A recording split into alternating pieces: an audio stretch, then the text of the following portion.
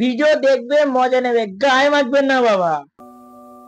তো চলো বেশি ভাট না বকে ভিডিও শুরু করে দিই। চলো গাইস, একটা ফ্রেশ নিউ ভিডিও। তো আজকে করব হচ্ছে কি আমি একদম অন্য রকমের ভিডিও। ওকে, আজকে আমাদের সিনেমার টপিক হচ্ছে গিয়ে, তো সিনেমা চলার আগে আমি একটু ঠান্ডা খেয়ে নিই।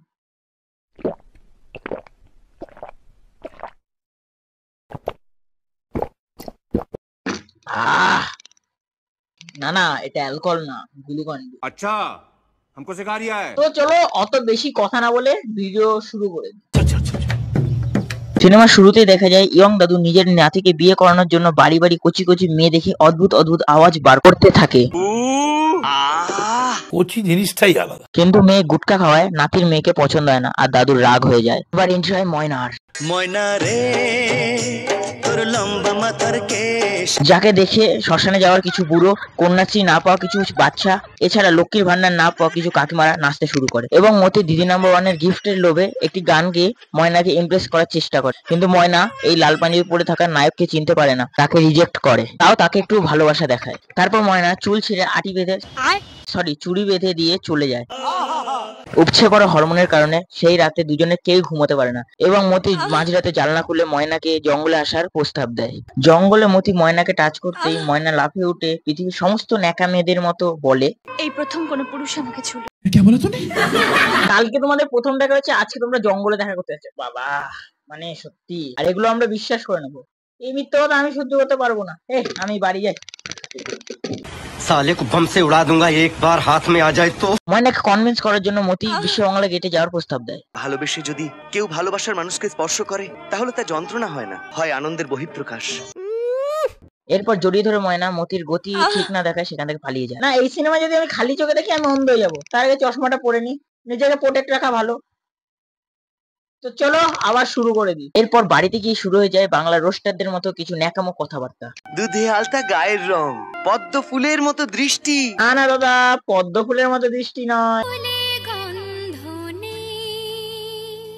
এরপর আধ ঘন্টার মধ্যে ময়না বিয়ে করে 30টা রিল বানিয়ে এবং রিসেপশনের রাতে প্রাণের স্বামীর প্রথম ছোঁয়ার অপেক্ষা করতে থাকে। কিন্তু সেখানেও জঙ্গলে কুড়িয়ে পাওয়া লাঠি নিয়ে চরিত্রহীন দাদু প্রবেশ করে এবং নিজের বউ না থাকায় নাতির বউকে একটা প্রস্তাব দেয়। আরে মতির যেটা বিয়ে হয়েছে সেটা তো লোক দেখানো, আসল মজা তো করবো আমি। এসো না, আমার কাছে এসো, আমার বুকে মাথা রাখ। দাদু নাকি শত্রু ভাই? এরপর বউয়ের চেঁচামেচির আওয়াজে মতি এসে বলে, ওই দেখো ক্যামেরা, তোমার সাথে প্র্যাঙ্ক করা হচ্ছিল, তোমার কেমন লেগেছে? ময়না কিছু সাবস্ক্রাইবারের লোভে দাদুকে জড়িয়ে ধরে, কিন্তু দাদুর তুর্কিবাজি শেষ হয় না। তুই এখন যা, মুঝে চাইয়ে। অনেক ডাকাডাকির পরে ময়না দরজা খুলে দেখে আইপিএল দেখার জন্য মতির এক গাঁজাখোর বন্ধু এসে হাজির এবং এইরকম মুখ করে বলে, আমার জীবনে দেখা শ্রেষ্ঠ সুন্দরী। এ কি না, মানে এই সমস্ত বন্ধুকে বাড়িতে আসতে দিও না, আর এই সমস্ত বন্ধুর কাছ দিয়ে নিজের গার্লফ্রেন্ডকে দূরে রাখো। আর না হলে তুমি বসে বসে চা খাবে আর তোমার বন্ধু তোমার বউকে নিয়ে পগার পার হয়ে যাবে। এরপর বন্ধু বাড়ি গিয়ে ময়নার কথা ভেবে ওঠানামা করতে করতে ময়নার হাসিতে পাগল হয়ে যায়। কেমন হাসি ভাই?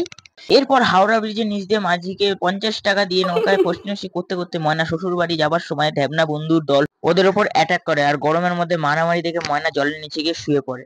মতি মারপিট করার পর শেওড়াফুলি শ্বশুর বাড়ি পৌঁছায় এবং একান্ত আপনের বিরিয়ানি খেয়ে গরমে দাদু নাতি হাগার ভিডিও রেকর্ড করে।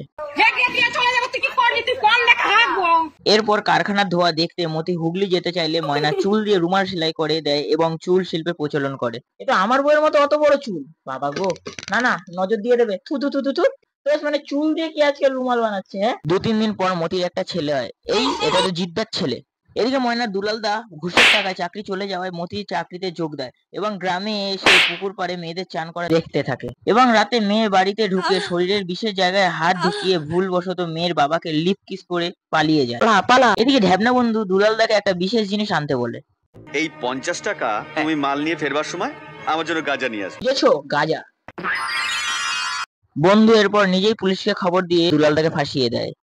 স্যার, এই যে দেখছি বস্তায় গাঁজার, মানে আমি কত রঙ আর দেখবো?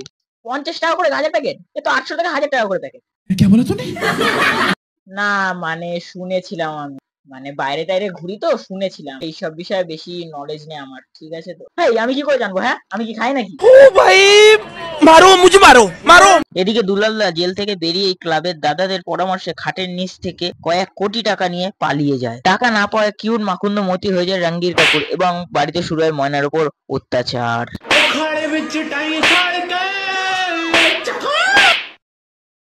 মার খাওয়ার পর ময়না কি বলে মার থামায়? মারবেন না স্বামী গো, মারবেন না মারে। ময়না এরপর জানায় চপের দোকান দিলে টাকা আবার এসে যাবে। এসব শুনে মতি রেগে চপের সাথে বেসন দিয়ে ময়নার হাত ভেজে দেয়। এদিকে ঢ্যাবনা বন্ধু মতিকে অতি টক্সিক করে ফেলে এবং মতি নিজের ছেলের জন্য বিস্কুট পাঠালে তাতে বর্ধমানের বিষ মিশিয়ে দেয়। সেই বিষ মেশানো বিস্কুট খেয়ে ছেলের অ্যাসিডিটি হয়ে যায়। আমার গলা খুব জ্বালা করছে। ইনো দেয় দ্রুত আরাম।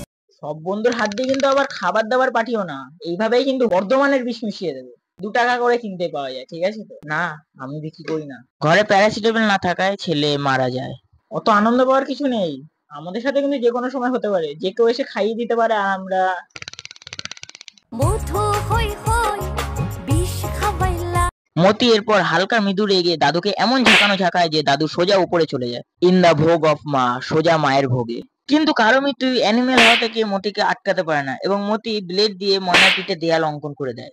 বাবা, পুলিশ কেস হয়নি? কিছুদিন পর হঠাৎ মতি গতি পাল্টে সতী হয়ে ভালো গতির মতন টক দই কাতলা মাছ নিয়ে বাড়ি ফেরে এবং আলাদাই রোম্যান্স করতে থাকে বাড়ির মধ্যে। ময়না হেসে জানায় তুমি খুব ভালো এবং এরাই প্রথম দাদু ছেলের শ্রাদ্ধের খাওয়া দাওয়া নিয়ে ফুড ব্লগ চালু করে, যা আদৌ গোটা বিশ্বে প্রভাব ফেলছে। তার মানে এরাই মানে আসল দোষী। ফুড ব্লগ শুরু করার পর 500 গ্রাম মটন, 500 গ্রাম সারা ভারতবর্ষের সেরা মটন হান্ডি বিরিয়ানি, আমাদের ভারতবর্ষ না বিশ্বের সেরা হান্ডি বিরিয়ানি। এই সমস্ত ছাত্রীগুলো এইভাবে ফুড ব্লগ করতে শুরু করে দিয়েছে।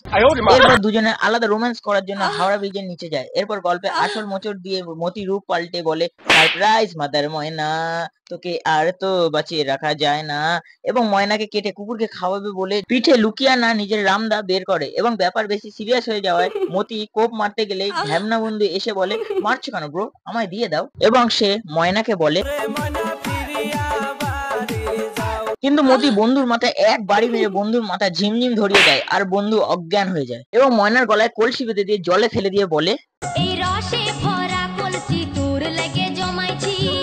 কিন্তু তখনই পেছন থেকে ওর হ্যাবনা বন্ধু উঠে এসে বলে ময়নার কোনো দোষ নেই, সব চক্রান্ত আমার। সত্যি কথা বলার জন্য খুশি হয়ে মতু বন্ধুকে এক কোপ মেরে বলে ধন্যবাদ ব্রাদার এবং জলে ঝাঁপিয়ে একটা কেওড়া গান গায়।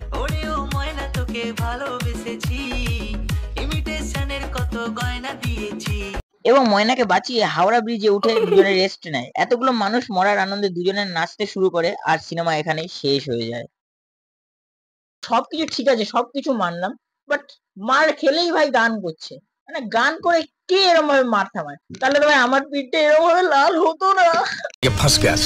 এই সিনেমা থেকে আমরা কিছু শিক্ষা পেলাম যে সব বন্ধুকে নিজের গার্লফ্রেন্ড এবং বউয়ের সাথে দেখা করানোর কোনো প্রয়োজন নেই, এখানে সেখানে টাকা রাখতে নেই এবং সব সময় সব খাবারের লোভ দিতে নেই, নইলে এমন অবস্থা হতে পারে। আজকের ভিডিও ছিল একটুখানি, ভিডিওটা ভালো লাগলো অবশ্যই like comment share subscribe must. আর হ্যাঁ আবারও বলছি, সব বন্ধুকে কিন্তু বাড়ি এনো না।